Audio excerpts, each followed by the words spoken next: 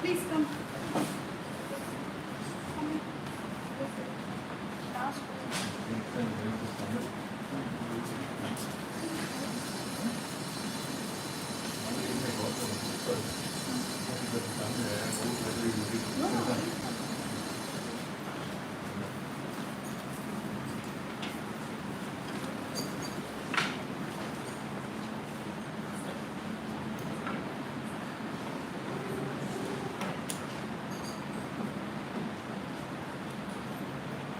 No need that we can use the same book.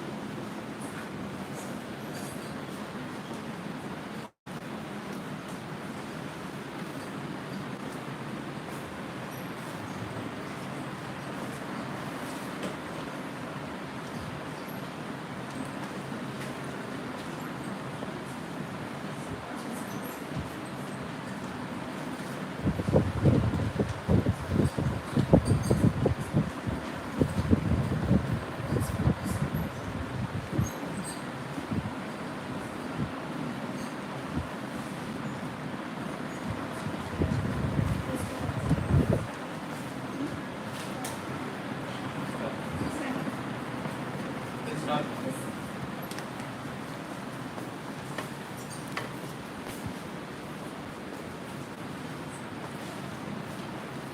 Good morning, everyone. Good morning. Welcome to today's inauguration competition.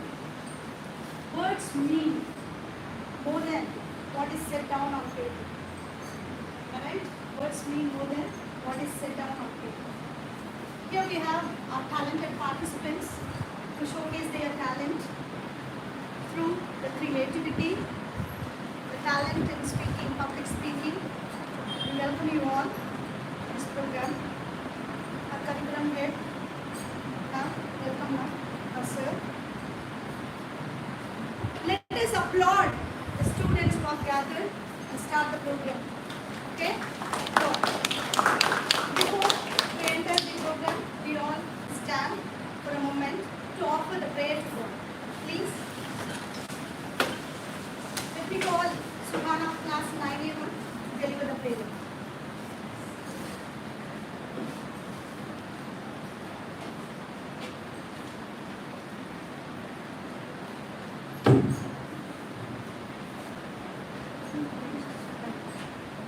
Join your palms, close your eyes, prayer. We pray to you, Almighty, We pray to you, Almighty, for all the bounties for all the bounties provided to us. provided to us. We thank you We thank you for the lovely day. for the lovely day. We will spend the day We will spend the day usefully by learning all that we can. all that we can. We respect We respect our teachers, our teachers, parents, parents, and all elders and all elders through the day. through the day. We will live the day We will live the day the way the way you want us to. you want us to live. Thank you, Lord. Thank you, Lord. Please be seated. Let me call Mrs. Eshiana to deliver the welcome speech. Please, ma'am.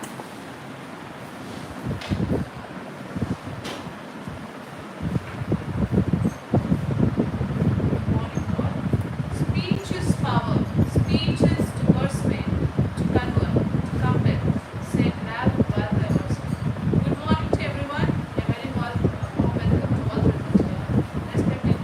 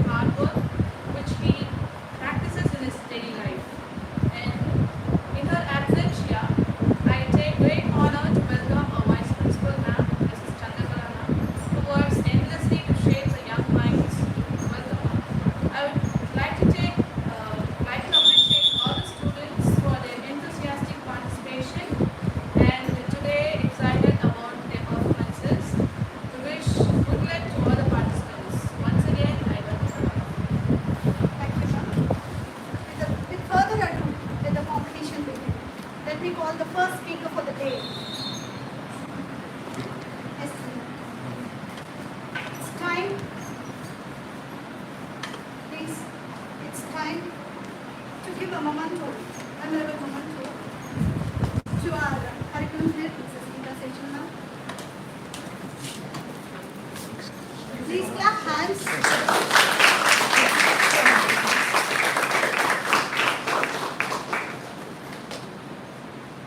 Thank you, sir. Thank you, ma'am. So our first speaker of the day, Shri Gayatri of grade 6A1. Give her a big round of applause.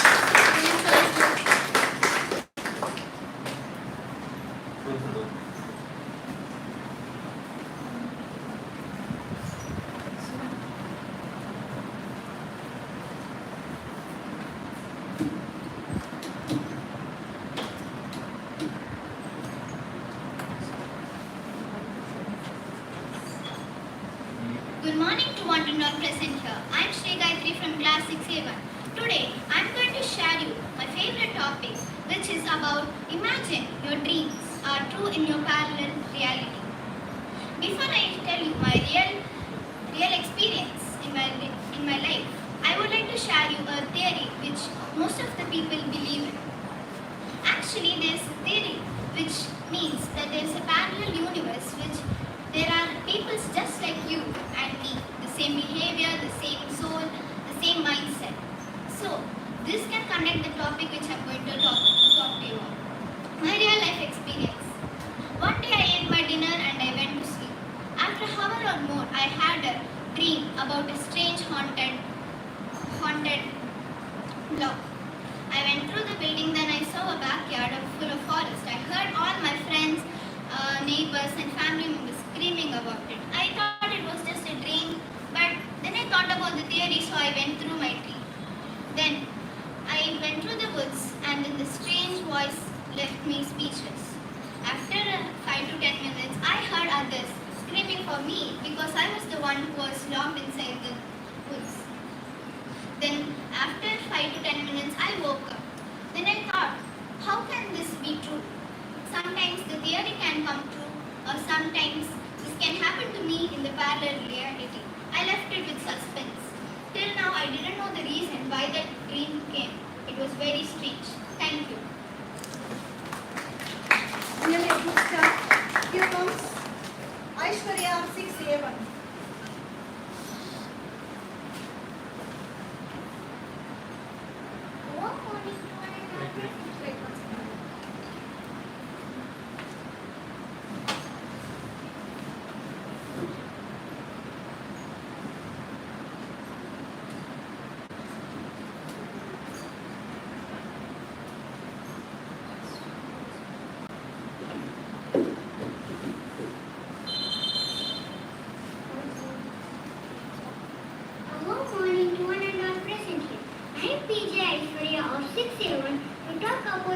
Where dreams are a parallel reality.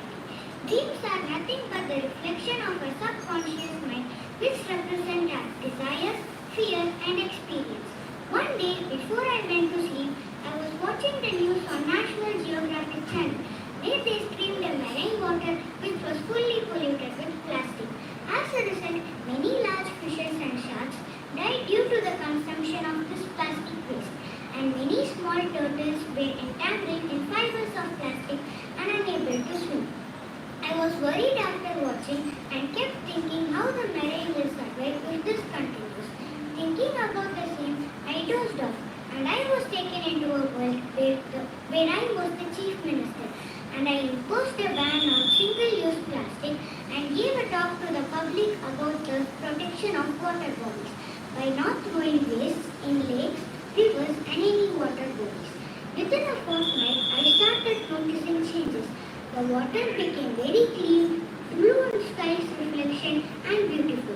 The sea water was deep blue in color, and fishes, turtles and sharks were playing and swimming in it happily. As I walked through the shore, the fishes came to the surface and smiled at me saying thank you. Then a huge shark came to the surface and with its big fins, it said namaste to me. And suddenly I heard my mother's voice. Get up, it's getting late to school. And I woke up with a smile on my face and a new positive imprint on my mind that I should be one among to bring a new change into the world that is free from plastic. A change in you and me can create a healthy green environment and make our Mother Earth a better place for all of us to live. Finally, I would like to conclude with a famous quote by Dr. APJ Abdul Kalam. Dream is not that which you see while sleeping. It is something that does not let you sleep. So from now on, let's dream for a world that is free from plastic. Thank you all once again for the golden opportunity. Clap hands.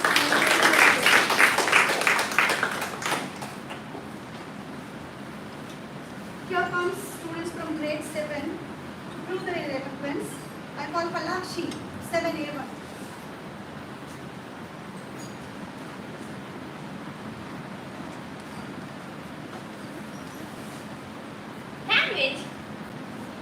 Language is a roadmap to a culture. It tells you where the people are coming from and where the people are going.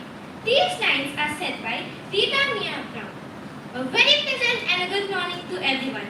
I am Palakshi Vyas of grade 7A1. I am going to speak how language can inspire and unite us. India is known as Museum of Languages because it is home to many languages and dialects. India is considered the world's most multilingual language country as it has over 121 languages and 270 mother tongues. These includes Hindi, the most spoken language, Gujarati, Tamil, Telugu, Malayalam, Punjabi and many others that we are unable to count. Language allows for effective communication and enables citizens to connect, collaborate and form social bonds. It allows us to share our similar thoughts, goals and ideas. As we know that India has many states divided on the basis of languages. But instead of people being disintegrated, it has made people to make more unity in themselves. How? The answer is that India has a most common language, which is Hindi. Hindi is the most spoken language in India. So if the people are of different states, this language can unite them.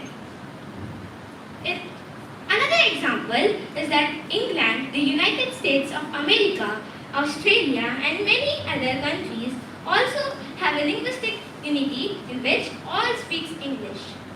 Language not only unites the people of a particular state or area, but also unites people from different countries. It promotes appropriate and polite manner of communication in society. Language can help us make stronger bonds.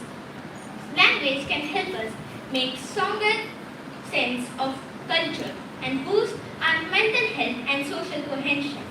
Language is not just a source of communication. It is an expression of one's thought. Nelson Mandela once said that if you talk to a man in the language he can understand, it goes to his mind. But if you talk to a man in his own language, it goes to his heart. Thank you. Here we have Ritika of 7A1 to express the thoughts and views.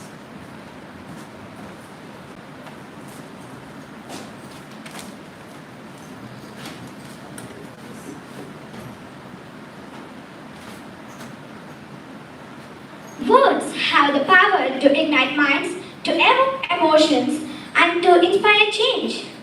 Good morning, everyone. Today, I'm going to talk about something we all use every day but might not think about that much. The power of words. Words are incredibly powerful. They can inspire us, bring us together, and make a big difference in our life and the world. Words can make us inspired in amazing ways. Think about the books you have read, the speeches you have heard, and the song you have sung along to.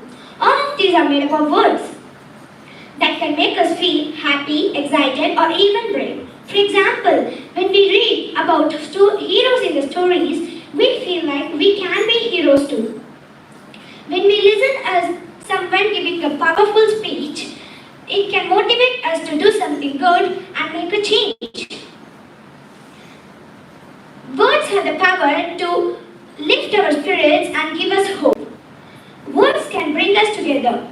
When we talk to our friends and families, we share our thoughts and feelings, which makes us understand each other better and build a strong relationship. And if you leave a word or you can't get it back, if you bet anybody, the pain will be there for some days and then the problem will be solved. But if you left a word, you can't get it back and it will make a big problem in your life. Language is a bridge that unites people. Maybe a friend cheered up when you're sad or a teacher praised you for your hard work. This moment shows that how words can make us feel loved and valued. This also shows that how we are not alone and others care about us. But we should remember that words can also hurt us, as they can inspire and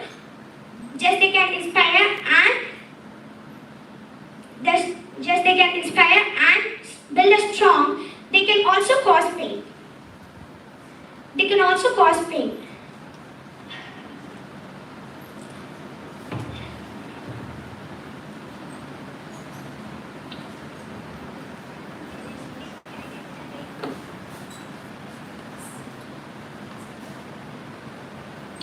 Thank you for this opportunity. I am glad to stand here.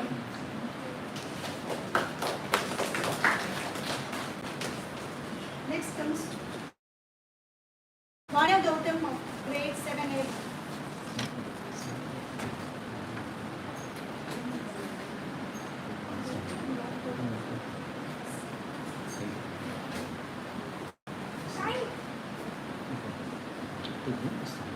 Kind words are honey sweet to the soul and healthy for the body. Greetings of the day to the esteemed judges, teachers, and the audience. I'm Vanya Gautam, and today I'm here to talk about the power of words, how language can inspire and unite. Before I start today, I want each one of you to think about a time when someone's words really moved you. We, as humans, have the tendency to remember sweet gestures and words from others, and these stick with us for long. Words hold immense power as they crystallize our perceptions, our beliefs, and our behavior towards different things. Just say the word fire while barbecuing, in the workplace, and in a crowded theater. You'll get 3 completely different but powerful emotional and energetic responses. Words are very powerful. We use them to uplift our energy and inspire ourselves. Though we may not often recognize this, but the words we speak, read, and hear on a daily basis affect us deeply. Spend some time with a chronic complainer and you will feel your energy bottom out. India is one of those countries where sentiment stands above all. Speeches, quotes, and poems were a great part of our freedom struggle. The desire for martyrdom is in our heart. We shall see the energy lies in the arms of the oppressor. This couplet filled the Indian youth with enthusiasm during the freedom struggle, and the result is before our eyes.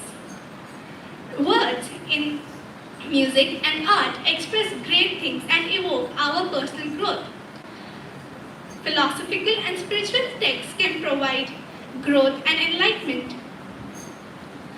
Just say, I can do it, and you will. Each word can inspire you greatly and affect you greatly. Have you ever felt chills down your spine listening to someone else's life story? That's one of the moments where we can see the power of words and how it can inspire us. Through storytelling, language can inspire imagination, transporting readers to realms of possibilities and wonder. In these ways, language works as a catalyst for transformation, motivating individuals and communities to strive for greatness and realize their fullest potential. Thank you.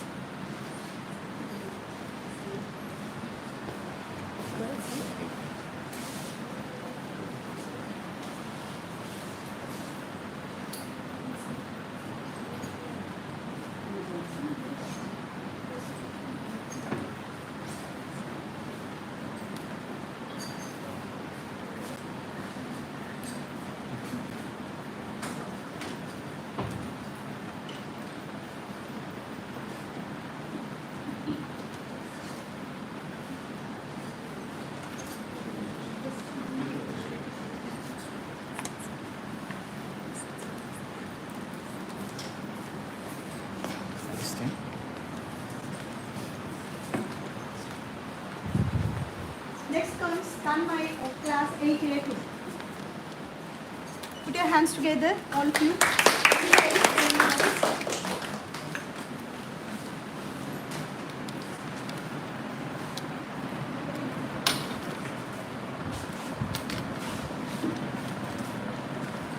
If life were a grand adventure, learning new hobbies and skills would be the side quests that make the journey unforgettable. I am Tanmesh Dave of 8A2, here to present to you the benefits of learning new hobbies and skills. Picture this, you're at a crossroad and one path leads to the familiar destination, while the other path leads to a world full of new experiences. That's what learning new skills and hobbies is like. An opportunity to step off the beaten path and to explore uncharted territories. It's like adding dazzling colors to your life's canvas and creating a masterpiece that's uniquely yours. Let's dive into the immediate joy of learning something new. There's nothing quite like that aha moment when you finally nail a new skill. Whether it's whipping up a gourmet meal, or mastering a dance move, or playing your favorite song on the guitar. It's a burst of personal triumph, a reminder that you are capable of amazing things. Now, and here's the magical part. Hobbies aren't just a way to time pass or aren't just for fun. They are a great way to de-stress and rejuvenate. They are your personal escape, helping you to rewind and recharge. Now let's talk about the doors that open up to you when you embrace new hobbies and skills. Imagine you started baking for fun, and soon enough, you are the go-to person for baking all the cakes and pastries at family gatherings. Or maybe you start diving into coding and find yourself creating apps that help countless people in their daily lives. Hobbies can turn into passions, and passions into opportunities, transforming your lives in ways you never expected. Hobbies also keep your brain in a tip-top shape. They're like a mental gym session which keeps your mind agile and ready for anything life throws at your way. And let's not forget the social side of things. Hobbies are a great way to connect with other people who share your interests. You're stepping into a vibrant community where you're making new friends, sharing laughs, and building relationships that enrich your life. So go ahead, pick up that paintbrush, try out that new recipe, or learn that new instrument. Embrace the adventure and watch your life become an exhilarating journey of growth and joy. Thank you. Next comes Parmeshwar, class 8A1.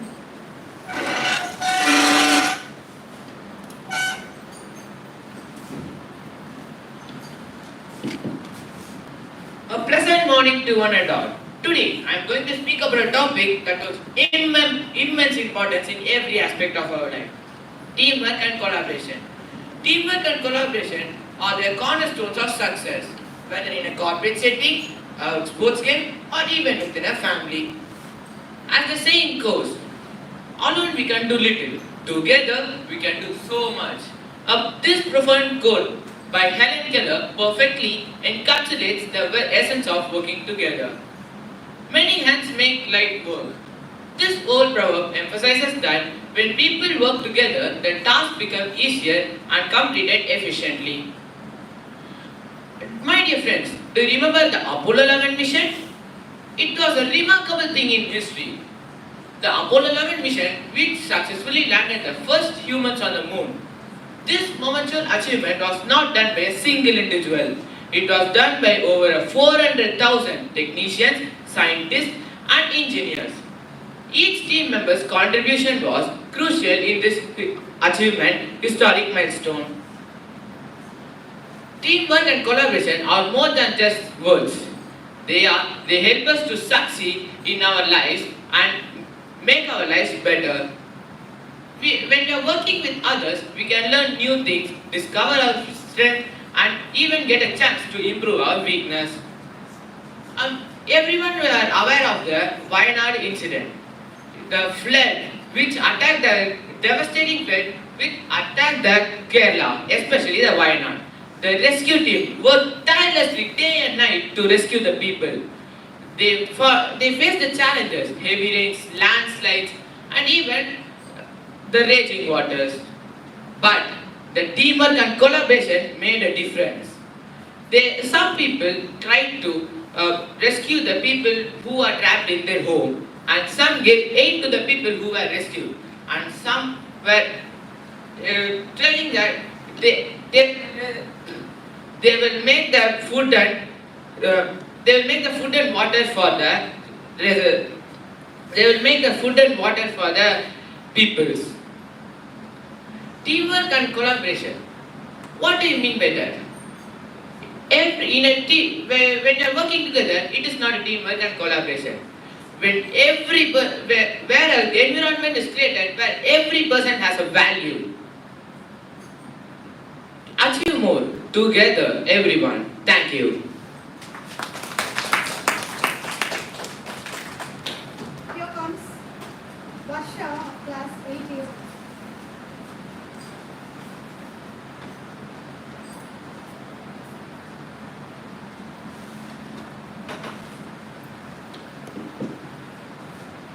A pleasant morning, everyone present here.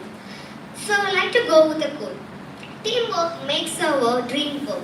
So in a world that talks a lot about doing work alone and competing, we sometimes forget the importance of working together. So I'm Varsha and I'm going to talk on a topic which is ecstatic as well as substantial one. That is the importance of teamwork and collaboration. Let's see, what is teamwork? It is the cooperative effort by a group of people to achieve a common goal. To make this simpler, let's take joint family as an example. Every member of the family have defined roles, right? Like when we take father, he earns money and financially supports us. And mother protects the whole family. And grandparents take care of their grandchildren. And our relatives helps us in our difficult times. So, in a joint family, we are mutually accountable. And also, understanding agriculture can give us a better idea on teamwork as it involves many people's coordinated effort. See, doing agriculture in a single effort, it is not possible. We need a group of people to achieve. So being successful in agriculture, we need to work as a team. Working in a team, we also have positive points. Like we learn from others and also more people leads to greater values because we get innovations from various perspectives. years. Now, let us get into collaboration. It is a progressive aspect of teamwork. Taking institution as an example, to develop its growth, it collaborates with another institution where it exchanges their modalities and attain a synergistic growth. This synergistic growth leads to universities. For a better understanding, smaller companies collaborate with other companies where they exchange their strategies and technologies, and this turns many small companies into huge corporates. So, collaboration indirectly helps in the economic growth of a country and also increases job opportunities. So, now I would like to end up my speech by saying the real meaning of team. Let me spell it. TEAM, that is, together everyone achieves more. And also, teamwork helps us and teaches us how to bond or collaborate with others and work. So, let us work together as a team and collaborate with each other and develop our growth. Thank you for this wonderful opportunity. Next comes Nisha Sri of class 9A.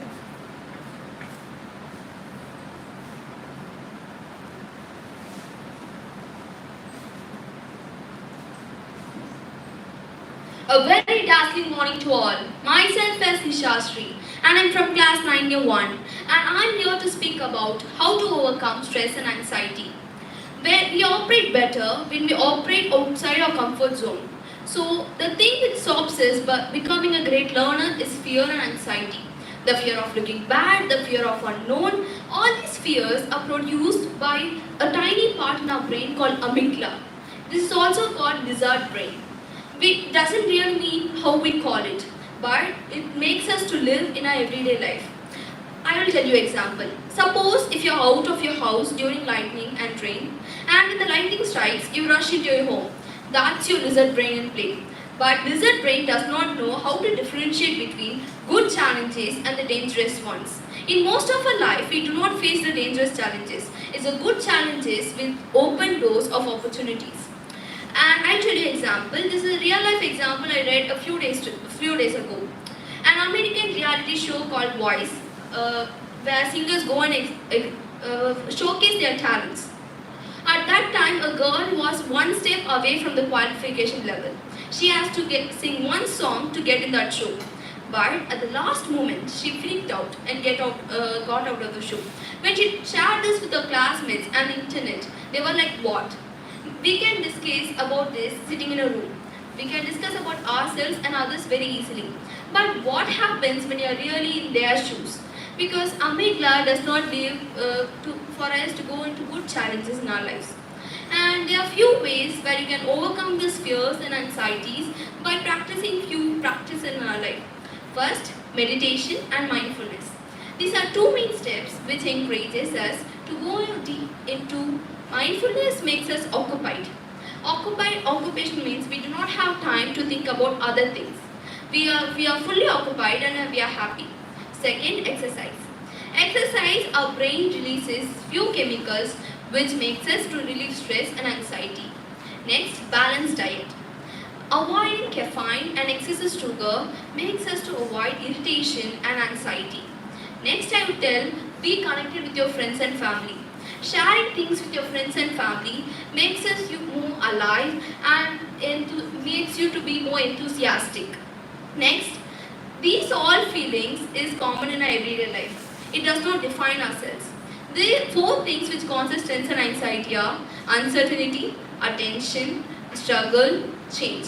When these four elements are present, change is present. If you think I'm not feeling any fear now, my lizard brain is just shouting in my head right now. So I'd like to say that these all things are common. But opening the new opportunities and challenges makes us to go better in our lives. And I'll say you that just make your lizard brain do its work and you do it in your own way. So at last I'd like to conclude that all these things does not define ourselves. We can be better in our lives by doing different practices. And I hope this elocution help you, my insights help you to make more peaceful and resilient lives. Thank you all. So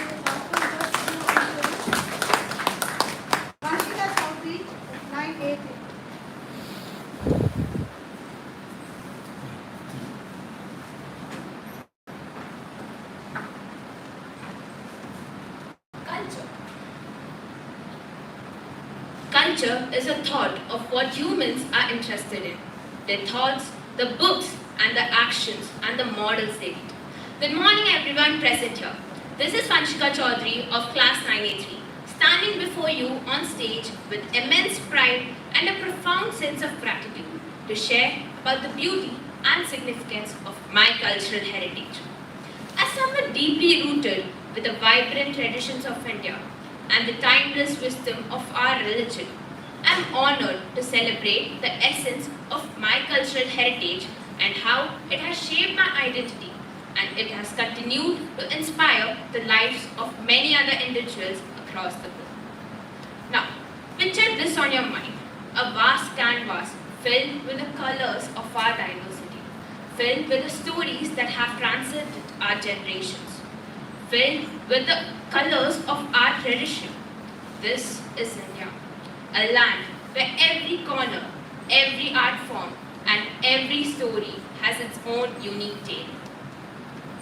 Cultural heritage is not just a collection of customs and traditions.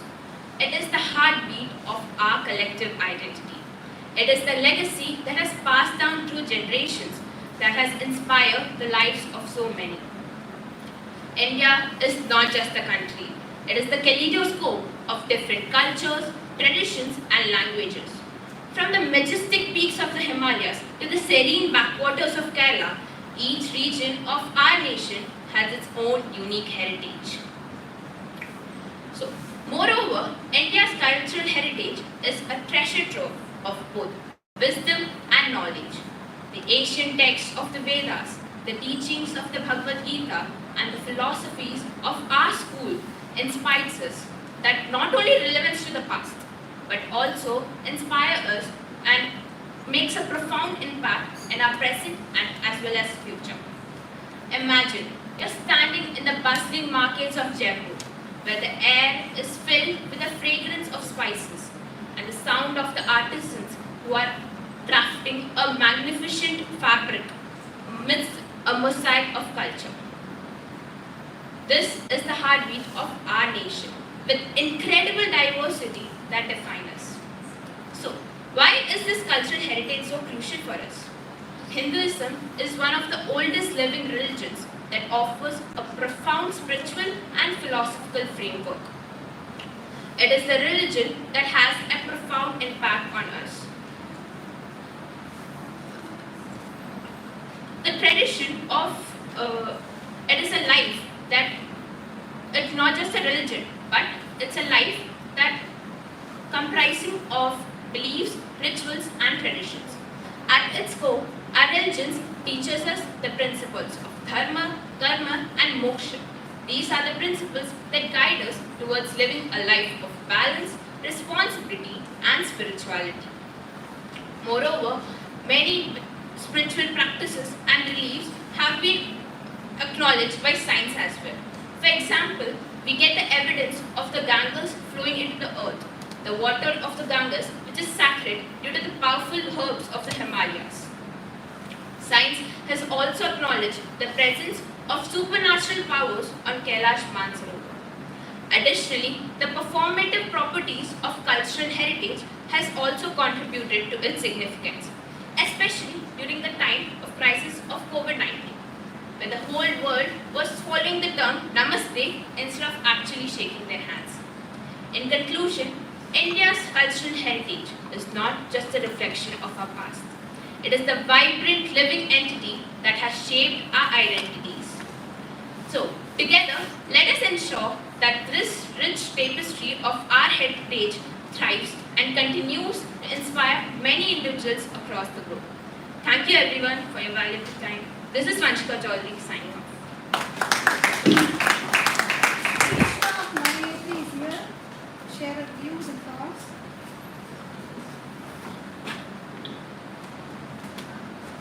Good morning, dear teachers, respected judges, and all my fellow students. I, Grishma Essay of class 93, take the privilege to speak on the topic of overcoming fear and anxiety. Fear is a reaction. Courage is a destination. Fear is a perceived emotion which occurs in a sudden moment. and courage. And in another hand, anxiety occurs when we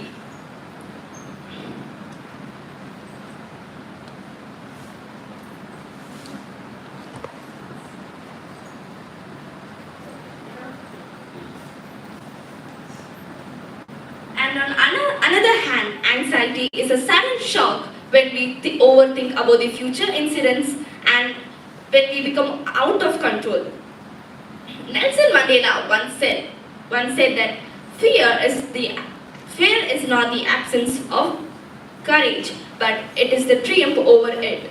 The brave man is not who does not feel afraid, but who conquers that fear with courage. So let us see how can we overcome anxiety and fear. Firstly, acknowledgement is the key. We need to recognize and accept the feelings without judgment. Secondly, we need to understand the root causes of our fear.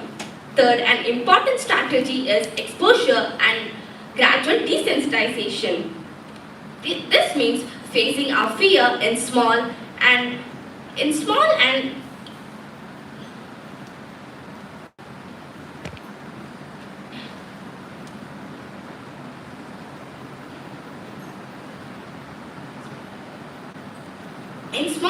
easy steps. Mindfulness and relaxation also plays a crucial role in our life. By practicing meditation, deep breathing and visualization helps our body and mind to get a sense of control and clarity. Lastly, seeking advice from our friends, family and professionals can help us to get valuable insight and encouragement. In conclusion, fear and anxiety is a journey, not a destination. Thank you for listening. I hope that these insights inspire you to face your fear with courage and encouragement and with also determination. Remember, facing fear is not only by standing towards it, but also moving forward despite them. Thank you. Rashini is our next participant from grade 11 IE. Clap hands on, children.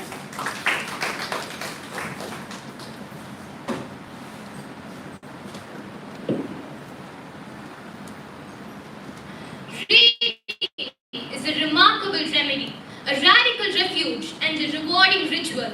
I repeat, reading is a remarkable remedy, a radical refuge, and a rewarding ritual. Greetings to all present here. I'm Shasini of class 11 IE.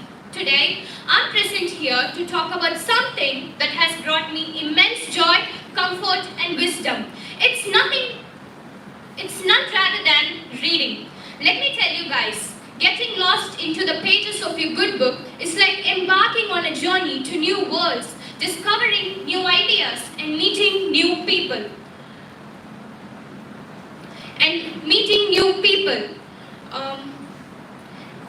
Reading is a revolution which transforms our life, a revolution that has the power to transform and change our life. It starts from your single book, a single page, and from your single word. Okay. How heavy do you guys think this bottle of water is? Any guesses? Maybe 1 liter? Okay. Actually, the absolute weight of this bottle, it doesn't matter. What matters is how long I hold on to it. If I hold it for a couple minutes, nothing happens. If I hold it for an hour, I will feel my arm aching. If I hold it for an entire day, my arm will be numb and paralyzed. The stresses and worries of life are just like this bottle of water. If I hold it for 2 minutes, nothing happens. If I hold it for a little longer, it will be hurting for me. If I hold it for an entire day, I will feel numb and paralyzed, incapable of doing anything. So what I'm trying to tell you is, keep the bottle down. Put it aside and grab a good book. Remember, the power of one book can be intense. Let's harness the power and inspire each other to read and harness the power of it. Okay, I'm currently reading the book Alchemist.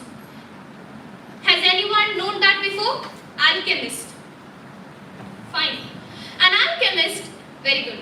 An alchemist is a person who transforms any sort of metal into gold. Any sort of metal into gold. Okay? In that book, there is a shepherd boy who travels from his home in the Spanish region to the exotic markets of North Africa in search of a treasure. Okay? On this journey, he encounters an alchemist who gives him such valuable life lessons. The book is about the wisdom of listening to our heart and above all, following our dreams. So I would like to end up with a quote. The more you read, the more you learn. The more you learn, the more heights you reach. I repeat, the more you read, the more you learn. The more you learn, the more heights you reach. Thank you. Standing listener of grade 11 IU.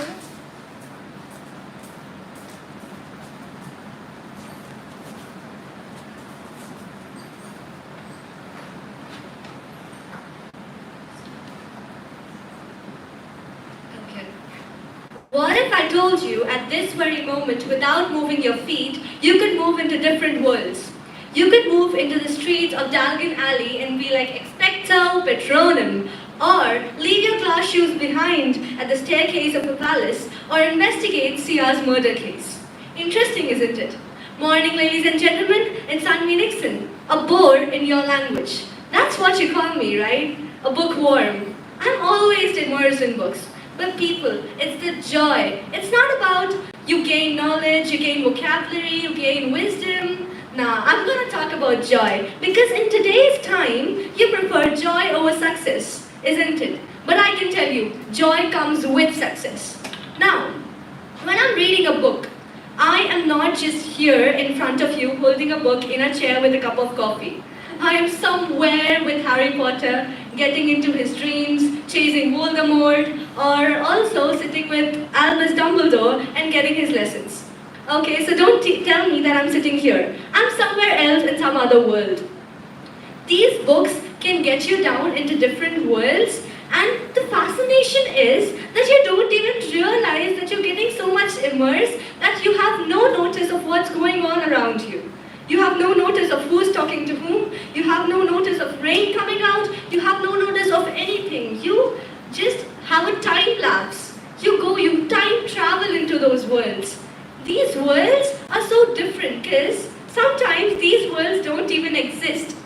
Imagine you move into worlds that in actual have no existence. You take fiction stories, like my favorite, as I'm talking about, is Harry Potter. But I also read documentaries, I also read thrillers. Like the recent one I'm reading right now is 5 Point Someone with Chetan Bhagat. Now please don't get irritated. Chetan Bhagat is my favorite author and that's why I'll be taking examples from his book. Please, he's a very nice author and I love him to the core. He has my heart and soul for life. Now, Chetan Bhagat is an Indian author and he writes about each and every genre. These books of him have so beautiful lines that it seems that I could read them for my entire life. Now, books. Books are just not pages. Like, imagine you turn a page and you're into a new world where dragons are flying in the emerald skies. Another page you turn, you're with Harry Potter. Another page you turn and you are somewhere in a landscape just with your best friend sitting and gossiping. That's different books. Different books gives you different experiences and that some experiences are many times beyond your reach. Like those experiences are something that you couldn't experience in your normal life. Now people, can every one of us experience investigating a murder case? Of course not. Can every one of us be a witch? No. Can every one of us experience how to be an astronaut is? No. Can every one of us has popular personalities as our best friends and get to know their secrets? No. You get them by reading their biographies. That's the power of books. You get their insights, you get their life lessons just by reading a book. And what's more fun is how the author writes. Now I'm in love with how author write. I just remember very few lines I would like to share with you guys because I'm surprised, I'm astonished. How can someone think like that? So the line goes that my eyes refuse to watch you leave. Listen please, I'm very much emotional about this line. My eyes refuse to watch you leave, so tears come out and blur the memory. How beautiful the author can think. And you know, these lines just catch hold, just grip me onto the book, that I complete a whole book in one sitting just to know what happens at the last. Now, I started reading a book, again, Chetan Bhagat, 5 point someone. The starting line says, I heard snakes don't hiss anymore. I didn't take the name, but I guess you know. The curiosity in me to know who is the snake, why is author so much irritated? And the next line told that author has murdered him. Why did he murder him? What was the cause? How? And why did he get caught? So many questions in my head that I sat the whole night to complete that one book. And the satisfaction, people, after completing a book, after getting all your answers to all the mysteries that you get, oh my God, that's the pleasure. That's the pleasure one can ever have. And this pleasure just doesn't end when you're reading the book. You close the book. You're doing something else. The memories that flash in your mind, it's like you were living the moment. It's like you were actually there. It's not the character. It's like you were experiencing that. You were breathing the air. Everything was happening to you. Now I read a book which was about the World War II. On the field of World War II, there was this man who saw the field but who wasn't a soldier or no one participating in the war, but who saw the whole World War. And the way he was describing the bloodsheds, I literally felt the bloodsheds falling on me. It was so nice. It was like I'm sitting there, the World War is happening in front of me, and I'm viewing it. The power of words, the way they experience it. It's like we're living there. We're just there. And the next thing, when you read a book, and the best part, you find a person who has read the same book. Oh my God, the joy, the discussions happen. See, I'm very much surprised about this. You and the other person have read the same book, with the same lines, with the same explanation, but you and her have a very different perspective about every character, a very different perspective about every situation, a very different perspective about every decision the author has taken. These books just, prolong the decision-making power in us. Also, it widens our perceptions. Like I read a book, Why Am I Hindu? This is very much of a controversial book. This also got banned in many states, but I found it. This says, why should you be a Hindu? And what are disadvantages of being a Hindu? Now, no offense to other cultures or religions, but this book challenged my perceptions. Like, we have many perceptions that we should do this if we are a Hindu. That book asked questions on why should we do that. That book had so many controversies, but I enjoyed the book. It widened my perception so much that I started questioning everything. I started knowing the reasons for everything. And that is so fabulous. And this thing doesn't end here. This book has a series also. Now one book is released. I read a book 3 months ago, A Good Girl's Guide to Murder. It is a very much of a thrilling book. And I was very much excited for its next part. The next part released, Good Girl, Bad Blood. I read that whole book in 1 week. And now I'm very much curious and I'm waiting and thriving for the third part. It just increases your curiosity, increases your patience, and increases your level of imagination. You think if you would be at that point, what would be your decision? How fabulous is that? You take decision on situations you aren't even there in. That's the joy of reading books. People who are reading books, very good, I'm there with you, let's read books together. But people who are not reading books, you're literally missing something out in your life that you should at least try once. So, go home, get a book of any genre you like. Be it thriller, be it romance, be it motivation, be it anything you want. I'm a bore, so I like documentaries too. So, be it anything you want, just take a book, read it. And don't read it normally, okay? I have this very good ritual of reading a book, which gives me immense pleasure and joy.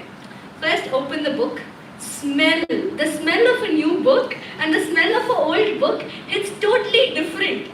I love the smell of new books. Smell the book first. Then you have a description of the book at the last. Read the description. That craves in your curiosity. Then read the prologue. What author has written for you before you read the book. Many people skip the prologues, but I don't do so. Because that what author thrives to put into you before you actually read the book. So please read the book and feel the book. Don't just go on reading and not getting into your mind. You just escape the world, explore and experience the beautiful situations written in the book. And thank me later. Thank you. The last participants of the day, Asna of grade 11 IU.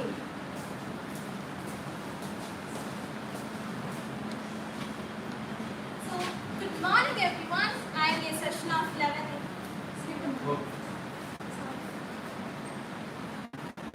Good morning everyone. I am a session of 11 IE. Today I am here to talk about the digital divide, bridging the gap for equal access to technology. So, the term digital divide refers to the gap between demographics and regions that have access to modern information and communications technology and those that don't or have restricted access. This technology includes telephone, television, personal computers and internet connectivity. While technology has positive and negative effects, we should not only look on the positive ones but also on the negative.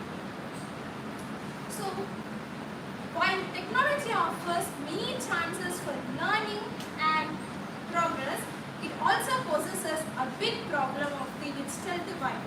So, who are all affected by digital divide? First of all, it is the school children.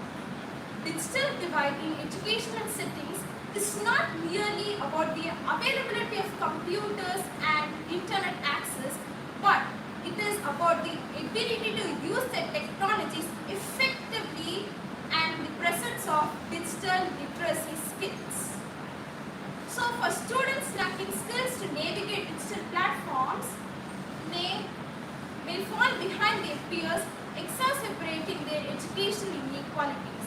Educational inequalities makes education unfair. In North India, where educational differences are big, fixing the digital divide is very important to make learning fair for everyone. Second is the workforces and the employers.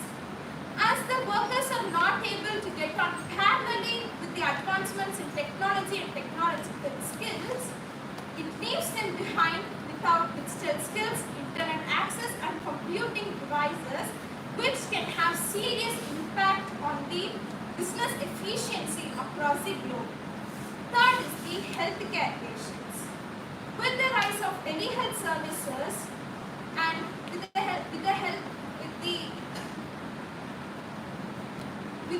rise of telehealth services and the people not having the knowledge to access these via online, they may fall behind and cannot access these additional tools. The best example is take the distribution of COVID-19 vaccine through COVID app. Here, for booking online slots, many people do not have the resources or the digital knowledge, neither they could download the vaccination certificates easily from the app. Fourth is the residents. As the government is increasingly offering services online and people without access to internet and computing devices and broadband, they cannot access these services and participate in community activities. So, now tell me whether the schemes introduced by the government are effectively implemented and is accessed by all the people, that is both in the rural and urban areas. Yes or no? Of course not. Then how will our country develop? Development of the country means development of the people. Without development of the people, how will our country develop? This is one of the main reasons why our country, India, is still a backward or developing country and not being a developed one. Next, India had a rank of 73 out of 120 countries for internet literacy. In conclusion, without addressing the socio-economic context in digital divide, it will not only continue to foster inequalities but may worsen the situation. We can overcome these problems by spreading awareness and by providing basic training for digital access to all the citizens. Second, by making technological tools and connectivity more accessible and affordable to all. Third, by leveraging public and private partnerships.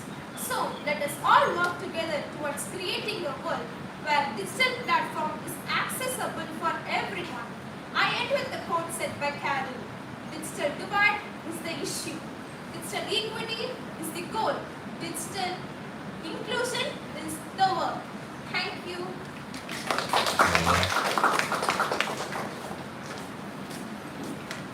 We would like to extend our warmest congratulations to each and every one of you for being an integral part of this event. Whether you won or lose, you are all winners in our eyes. Once again, congratulations. It's a great honor to invite our chief guest for the day, Mrs. Geeta Session, our curriculum head. Ma'am, it's a pleasure to have you here, ma'am. In your valuable time, we are very much deeply grateful for your presence here. Thank you, ma'am, for being with us.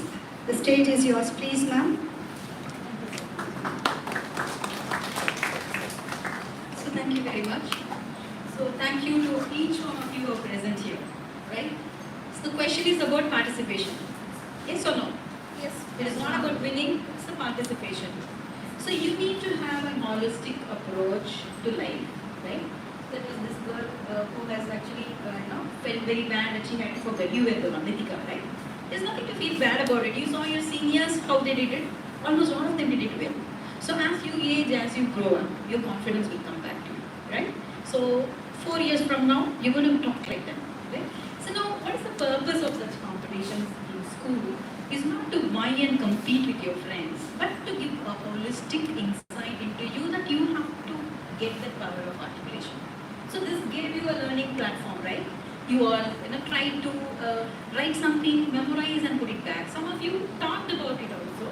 I was so happy to have Paula Polo, have Chetan Bhagat as examples in your talk. So that means the power. It is you're very passionate about what you do, and some of the insights that you just come on reading, absolutely true.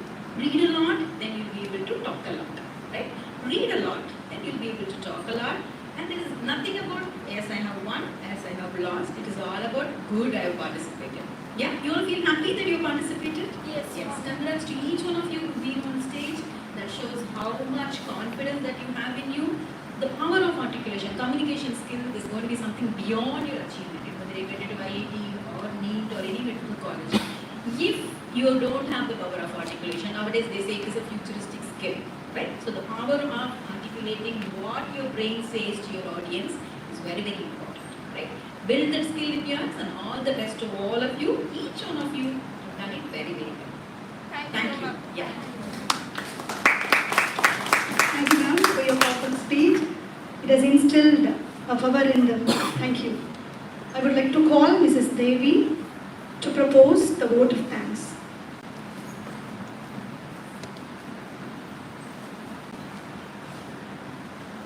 Good morning, one and all.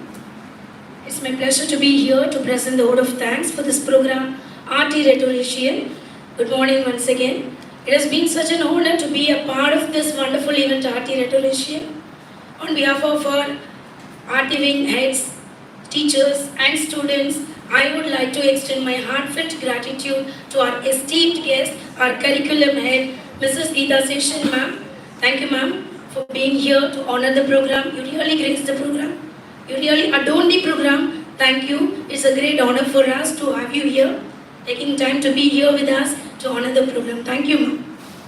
And Next, my sincere thanks to our Deputy Director, Mr. Arul Kumar Sir, who has always been our pioneer, our guidance, Sir's guidance and his ideas always, lead us, never let us down. Thank you, sir. And we really miss our VP ma'am here, who always been a great support for us and who always support us in all the programs, who is the reason behind every successful events of RT Wing. Thank you, ma'am, for providing this platform. Thank you, sir, once again. Our sincere thanks to all the teachers of English department who supported almost all the events throughout the preliminary round, the semi-finals and the finals. Thank you, teachers, for supporting in judging and in guiding the students. Thank you for your support. Our earnest thanks to our Akila ma'am, English department PGT, who organized the event throughout. Thank you, ma'am, for the excellent structured organization. Give her a big round of applause. Now it's truly time for us to give a big round of applause for all the participants. Thank you for your enthusiastic participation in almost all the rounds. Not only the participants, the finalists who are here, but also the participants who participated in almost all the rounds, who competed with you all, who were great competitors for you all. Am I not? Yes? Am I right? Yes. Aren't they? Yes? So which brought you here in the finals. Yes. And you, with all perseverance, I've written all those things, but I'm not here to read all these things. Let me go as it is. Let me thank from my heart. Okay, all your perseverance, hard work, and the will to win the title RT Rhetorician have brought you in this position. Am I right? To this place. You all performed well. Thank you for your enthusiastic participation, children. And here I would like to sign off by thanking our Bharat sir and other teachers who are all here. And thank you for all your presence, which made this event a grand success. And here I sign off and meet you all in the next year, RT Rhetorician 2025. Thank you.